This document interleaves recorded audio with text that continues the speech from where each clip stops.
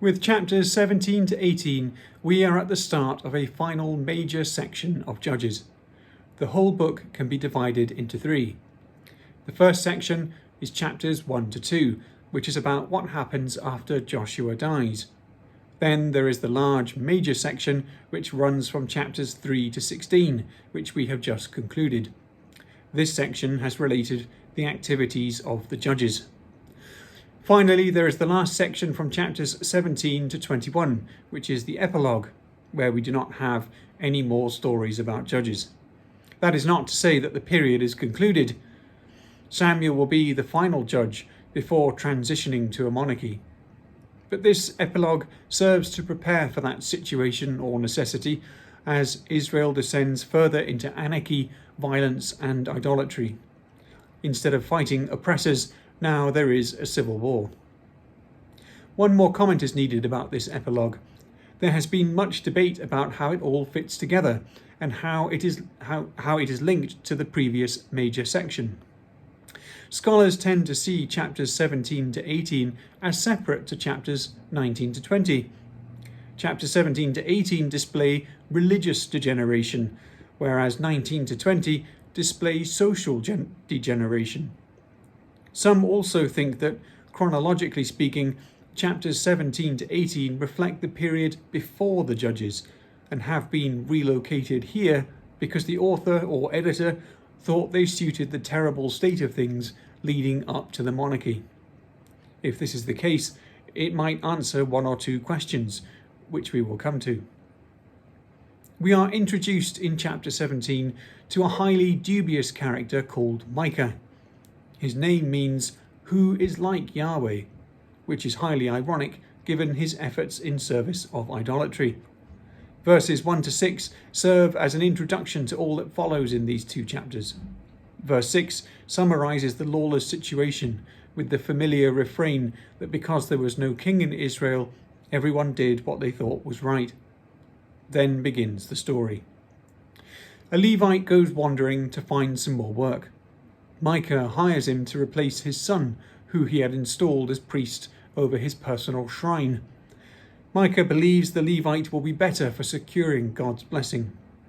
Even though the Levite appears to be a youth, Micah gives him the honorific title father, as well as priest. It may be because of his oracular duties, that is, his role in inquiring of the Lord. We see him doing this in 18 verses 5 to 6. Prophets could also be addressed as father, as Elisha was, probably because of their connection to God and their ability to disclose his will. It would therefore be why Deborah, the only judge apart from Samuel who is also a prophet, is called a mother in Israel. Even though chapter 18 continues this story, verse 1 repeats the fact there was no king. It is obvious from this emphasis the worsening situation can only be resolved with some central authority among the tribes. Why is the tribe of Dan homeless and migrating? One answer, which I hinted at earlier, is that the theory of these two chapters belonging to a period before Judges is correct.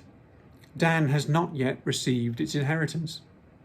Another possibility, however, is that they could not withstand the stronger Philistines and were ejected or could not subdue them. In this case, the chronology is unaffected. The Danites target a place in the north near Mount Hermon. They are described as a people quiet and unsuspecting. It is also mentioned that they had no deliverer. In these ways, the narrator indicates disapproval at this attack. These people have not been identified as wicked and ripe for judgment by the Lord. On the way, the Danites swipe the Levite from Micah and all his gods and ephod. Sanctuaries and shrines were obvious targets for raids, as they had precious metals and stores of grain for sacrifices. Their actions, broadly speaking, are not unusual. The objections of the priest are easily overcome with the promise of his increased status, going from priest over a house to over a whole tribe. He has already shown his character by accepting the small wages Micah had offered, and this confirms his career. He is now identified as being the grandson of Moses, which also points to this story coming from an earlier time. The Danites are arrogant in their show of force. They achieve whatever they want simply because they can. There is no justice. They steal, destroy, and worship idols. It is a dismal story, but worse is yet to come.